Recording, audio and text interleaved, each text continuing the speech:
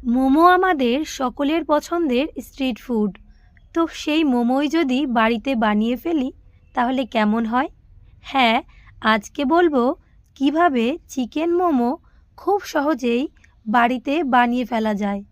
তো চলুন কথা না বাড়িয়ে দেখে নেই কিভাবে বানাবো।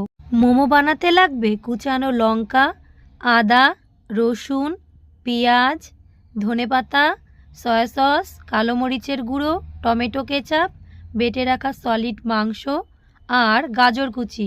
এবার একটা কড়াই গরম করে তাতে খুব সামান্য তেল দিয়ে দেব। আর অবশ্যই তেলটা গরম হলে তাতে দিয়ে দেব কুচানো রসুন, আদা কুচি, লঙ্কা কুচি, গাজর কুচি আর স্বাদমতো লবণ। এরপরেই সমস্ত কিছু মিশিয়ে নিয়ে গাজরটা একটু সিদ্ধ হলেই এর মধ্যে দিয়ে দেব কেটে রাখা পেঁয়াজ, দিয়ে দেব ধনেপাতা কুচি আর দেব বেটে রাখা মাংস। এবার এই সমস্ত কিছু খুব সুন্দরভাবে মিশিয়ে নেব। আর কিছু সময়ের মধ্যেই এখানে দেখুন মাংস থেকে জল ছেড়ে আসছে।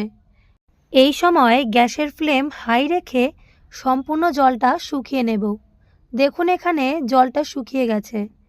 এবার এর মধ্যে দেব 2 চামচ সয়া সস, দিয়ে দেব 3 চামচ মতো টমেটো কেচাপ আর দেব 1 চামচ কালো মরিচের গুঁড়ো। আর এই সব দিয়ে সমস্ত উপকরণ মিশিয়ে নিলে আমাদের মোমোর পুর রেডি। এবার আগের থেকে স্বাদমতো লবণ দিয়ে মাখিয়ে রাখা ময়দা সামান্য গুঁড়ো দিয়ে এইভাবে বেলে নিয়ে বাড়িতে থাকা একটা গ্লাস দিয়ে গোল গোল করে কেটে নেব। এতে করে কাজটা বেশ দ্রুত করা যাবে। এবার এর মধ্যে আগে বানানো পুর দিয়ে এইভাবে মোমোর শেপ দিয়ে দেব। এখানে কত সুন্দর সিম্পলভাবে মোমো তৈরি হলো। এইভাবে আপনারাও ট্রাই করলে অবশ্যই বানাতে পারবেন। তবে না হলেও চিন্তা কিসের, সব মোমোর স্বাদই কিন্তু একই থাকবে।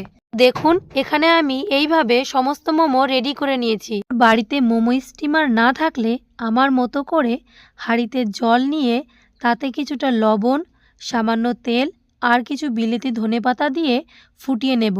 এতে করে মোমোর থেকেও সুন্দর একটা দারুণ গন্ধ বেরোবে।